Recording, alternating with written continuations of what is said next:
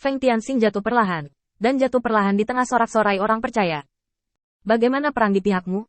Feng Tianxing muncul, dan segera, Sali Sheluo buru-buru melangkah maju dan kembali. Tuan Cahaya. Feng Tianxing mengangguk ringan, dan Cari Seluo berkata dengan cepat. Tuan Hui Guang, patung Dewa Cahaya telah dihancurkan, dan orang-orang percaya ini telah ditangkap. Tetapi kekuatan mereka memang terlalu rendah.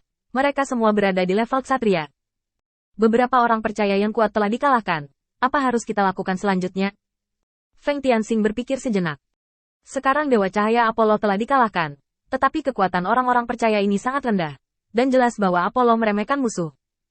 Dari orang-orang yang diaturnya, serta pergerakan Apollo, tidak sulit menemukannya di Apollo di matanya. Dia masih pemula kecil itu. Akibatnya, Feng Tianxing langsung memulai serangkaian serangan, menekannya dengan keras kepala, dan akhirnya memaksa Apollo, Dewa Cahaya, untuk melarikan diri. Pelarian Apollo bukanlah kabar baik bagi Feng Tianxing, dan dengan cara yang sama, orang-orang yang bertarung di bawah tidak terlalu kuat, yang juga merupakan masalah besar. Karena pertempuran ini tidak menghilangkan kekuatan utama Apollo, Dewa Cahaya, jika hal-hal ini tidak dihilangkan, itu akan menyebabkan bencana dalam waktu dekat. Setelah berpikir sejenak, Feng Tianxing memberi perintah. Pertama, bersihkan semua orang percaya di sini, lalu kendalikan wilayah Apollo, Dewa Cahaya. Pada saat itu, ingatlah untuk mengatur agar orang percaya di tingkat dewa memimpin tim. Dan jangan keluar sendirian. Aku khawatir aku akan jatuh ke dalam perang keamanan kali ini. Feng Tianxing merasa agak tidak berdaya. Lagi pula, dia telah menggunakan seluruh kekuatannya untuk melawan pertempuran ini. Dan dia telah memberi Apollo sang Dewa Cahaya cukup waktu untuk bereaksi.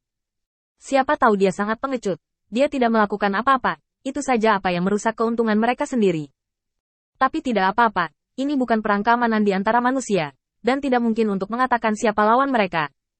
Mereka yang benar-benar dapat menimbulkan ancaman tidak punya tempat untuk bersembunyi di depan pembangkit tenaga listrik tingkat dewa. Adapun orang-orang di bawah ksatria, tidak peduli apa yang mereka pikirkan. Mereka bahkan tidak bisa mengalahkan orang terlemah yang dikirim oleh kuil cahaya kali ini. Tentu saja itu tidak perlu dipertimbangkan. Sekarang Feng Tianxing mengkhawatirkan mereka yang mundur. Ini adalah bahaya tersembunyi, dan cepat atau lambat, mereka harus menemukan cara untuk membersihkannya. Tepat ketika Feng Tianxing memikirkannya, Hali Shela mendatangi Feng Tianxing. Tuan muda, ikut aku. Ada sesuatu yang sangat penting, dan aku perlu membicarakannya denganmu. Feng Tianxing juga menebak apa yang sedang terjadi, dan mengikuti Saris Hera keluar. Apa yang ingin kamu katakan adalah bagaimana menghadapi para tahanan ini? Hali Shela mengangguk setuju. Ya, meskipun orang-orang ini tidak perlu memberi mereka perbekalan, mereka tidak akan mati kelaparan.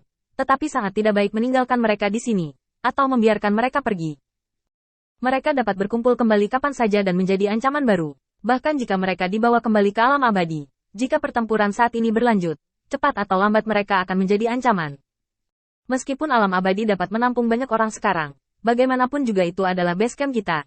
Jadi, saran bawahanku adalah mencari alasan untuk membunuh mereka. Jangan pernah ada masalah di masa depan. Feng Tianxing terdiam beberapa saat, lalu menggelengkan kepalanya.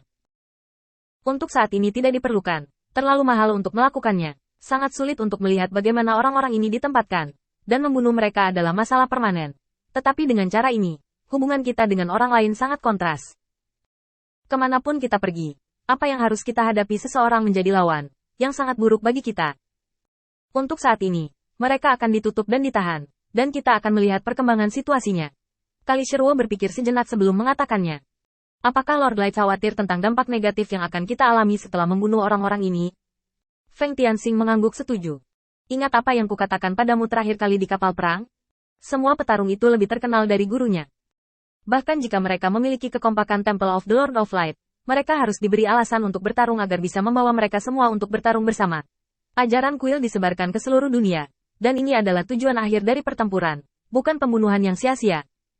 Jika kita memulai pembunuhan, akan ada keberpihakan pada tujuan kampanye kita sejak awal. Miskin, ini sangat merugikan. Hati manusia adalah sesuatu yang harus dianggap sebagai orang berpangkat tinggi, meskipun orang yang dianggap fana. Itu tidak bisa dianggap enteng. Setelah penjelasan Feng Tianxing, Hali Shela menghela nafas dan melepaskan pikirannya. Namun, Lord Light, Anda juga mengatakan bahwa tidak pernah ada kebaikan di medan perang. Bawahan saya masih ragu, dan saya meminta Lord Light untuk mencerahkan saya. Bahkan jika mereka semua mengerti apa yang Anda lakukan di dunia yang panjang ini, mereka akan melakukannya bukan dilawan saat menyerang. Biarkan mereka memperlambat serangan. Feng Tianxing tersenyum dan menggelengkan kepalanya. Melihat saat ini memang kerugian. Tapi dalam jangka panjang, bukankah ini ancaman bagi mereka? Dalam kekuatan internal yang tidak stabil, di dunia yang fondasinya terguncang, hanya ada beberapa orang yang perlu kita tangani. Berurusan dengan jumlahnya, bukan kebanyakan. Khalis Hera menyimpulkan sebentar, tapi masih menghela nafas. Aku benar-benar tidak begitu mengerti visi Lord Light, tapi aku akan berusaha sebaik mungkin untuk melakukan apa yang diinginkan Lord Light. Setelah berbicara, Khalisela meninggalkan tempat itu, dan kemudian secara pribadi mengatur keberadaan orang-orang beriman itu. Namun, menurut aturan lama, pertama-tama berikan misi kepada orang-orang ini, dan kemudian, bagi mereka yang masih tidak mau bergabung, Salishero memilih untuk menghapus kultivasi dan kekuatan mereka, lalu membiarkan mereka pergi. Dan alasannya, Khalisela dengan sabar menjelaskannya kepada semua orang, yang menghabiskan banyak tenaga. Selama seluruh proses, seperti prediksi Feng Tianxing, dari waktu ke waktu akan ada laporan dari orang-orang percaya tingkat dewa, dan pertemuan seperti konfrontasi yang kuat.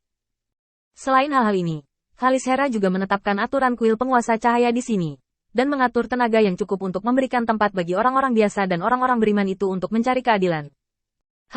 Banyak panen.